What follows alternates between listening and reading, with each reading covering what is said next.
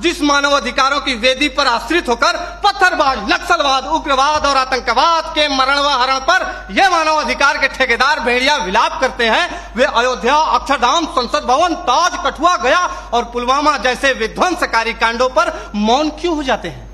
महोदय, प्रशिक्षण काल से ही हमें एक गोली एक दुश्मन, जिसकी पहल उसकी जीत जैसे प्रेरणादायक पंक्ति स्वरूप गुरु मंत्र दिए जाते हैं, परंतु वास्तविकता तो यह है कि मानव अधिकारों के अनुपालन की जंजीरों में जकड़े हम सुरक्षा बल एक आईडी कई जवान दुश्मन की पहल सैनिक की शहादत जैसे ज्वलंत उदाहरणों का निर्मम साक्षात्कार करते हैं।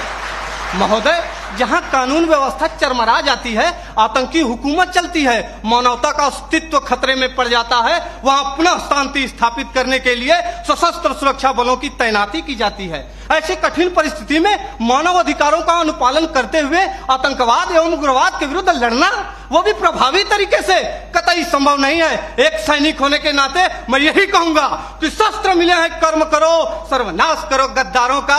आज मानवता है खतरे में, तो क्या करोगे मानव अधिकारों का? महोदय, मानव अधिकारों के अनुपालन का ही नतीजा है कि पश्चिम बंगाल के एक छोटे से गांव नक्सलवाड़ी से शुरू हुआ नक्सलवाद हमारे देश के 240 जिलों में फैल चुका था, लेकिन जब सुरक्षा बलों ने उनके खिलाफ कठोर और दंडात्मक कार्रवाई की तो यह सिर्फ 90 जिलों में सिमट कर रह गया है।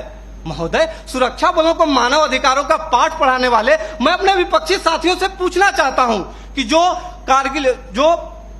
कश्मीर में जो कारगिल युद्ध के बाद पाकिस्तान के लवारिस सैनिकों के शवों को उनके धर्म के अनुसार दफनाया, वो है हमारे सुरक्षा बल, जिन्होंने इसी वर्ष 11 जुलाई को पाक अधिकृत कश्मीर से बहकर आए मासूम बच्चे के शव को प्रोटोकॉल तोड़कर पाकिस्तानी सेना को लौटाया, वो है हमारे सुरक्षा बल, जो कश्मीर के स्कूली बच्चों को दुश्मन की गोलियों से बचाने के लिए बुलेट प्रूफ जैकेट बन जाते हैं और अपने परिवार, अपने समाज, अपने देश के प्रति समर्पण का भार लिए हुए भी जो इस देश में शांति और अमन कायम करते हैं, वो है भारतीय सुरक्षा बल।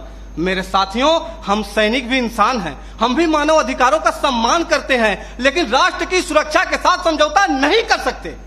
महोदय, केंद्रीय गृह मंत्रालय द्वारा संसद में पेश आंकड़ों के मुताबिक वर्ष 2014 में जहां 222 आतंकी हमले हुए, वहीं 2018 में इनकी तादाद बढ़कर 614 हो गई।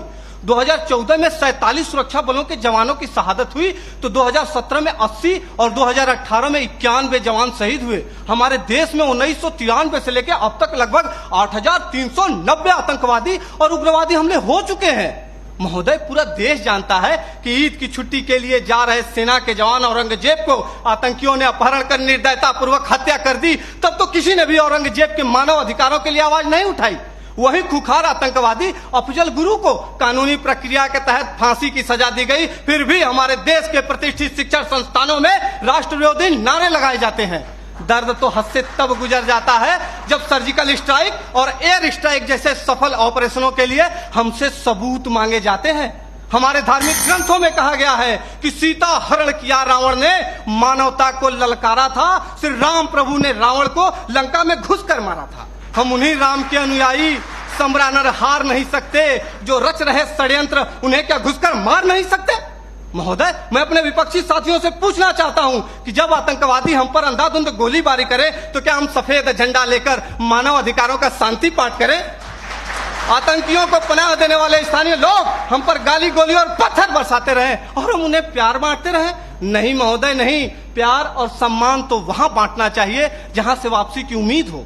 महोदय, मैं यह नहीं कहता कि मानव अधिकारों का अनुपालन नहीं करना चाहिए, लेकिन वे लोग जो मानव अधिकारों का दुरुपयोग करके सुरक्षा बलों को प्रभावहीन करने की कोशिश करते हैं, उन्हें कठोर से कठोर दंड देकर उनके साथियों को यह संदेश देना होगा ताकि भविष्य में कोई भी इंसान आतंकवादी, उग्रवादी और नक्सलवादी बनने की हिम्मत ना करे। धन्यवाद। जय हिंद।